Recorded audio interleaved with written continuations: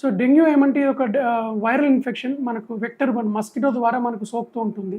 So దీంట్లో ఏమంటే మనకు 3 ఫేజెస్ ఉంటాయి మెయిన్‌గా. ఒకటొచ్చేసి ఫెబ్రైల్ ఫేజ్ అంటారు. రెండోది క్రిటికల్ ఫేజ్ అంటారు. మూడోది వచ్చేసి రికవరీ ఆర్ రిజార్ప్టివ్ ఫేజ్ అంటారు. సో ఈ వ్యాధి యొక్క కోర్స్ వచ్చేసి 7-10 రోజులు ఉంటుంది. దీంట్లో మనకు మస్కిటో కాటు వేసిన తర్వాత వచ్చిన లక్షణాలు ఫస్ట్ హై గ్రేడ్ ఫీవరు, ఒళ్ళు నొప్పులు, కళ్ళ వెనకాల రిట్రోఆర్బిటల్ పెయిన్, హెడేక్ ఇవన్నీ ఉంటాయి. ఈ ఫేజ్ వచ్చేసి మనకు ఫస్ట్ 1, 2, 3 to 4 డేస్ మాక్సిమం ఉంటుంది.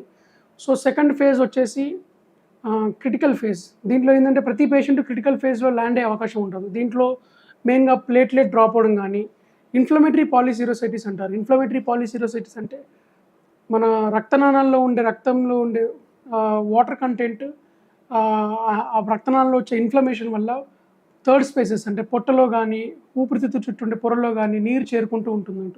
సో దాని ద్వారా ఏమవుతుందంటే ఎప్పుడైతే రక్తనాళంలో వాటర్ శాతం తగ్గుతుంటుందో పేషెంట్‌కి బీపీ కూడా పడిపోతూ ఉంటుంది.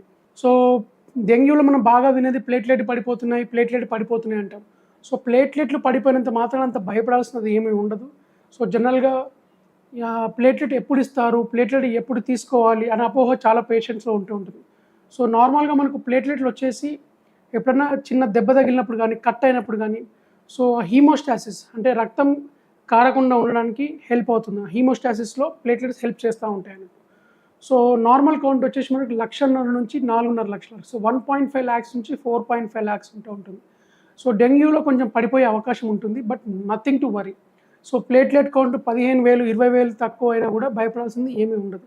సో ఎవరికైతే పేషెంట్స్‌కి 10,000 కన్నా తక్కువ ఉండి బ్లీడింగ్ మానిఫెస్టేషన్స్ అంటే గమ్స్‌లోంచి బ్లీడింగ్ గానీ, మోషన్ నల్లగా రావడం గానీ, లేదంటే యూరిన్ రెడ్ రావడం గానీ, ఎక్కడైనా చిన్న కట్ ఉంటే అక్కడి నుంచి బ్లీడ్ అవ్వడం గానీ, ఇలాంటి లక్షణాలు ఉండి ప్లేట్లెట్ కౌంట్ కనుక 10,000 కన్నా తక్కువ ఉన్నప్పుడు మాత్రమే సెలెక్టివ్‌గా పేషెంట్స్‌కి ప్లేట్లెట్ ఇవ్వడం జరుగుతుంది.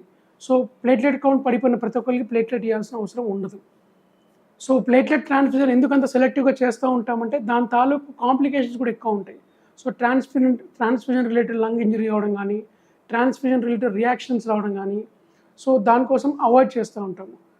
So selection of patient for platelet transfusion is more important in dengue.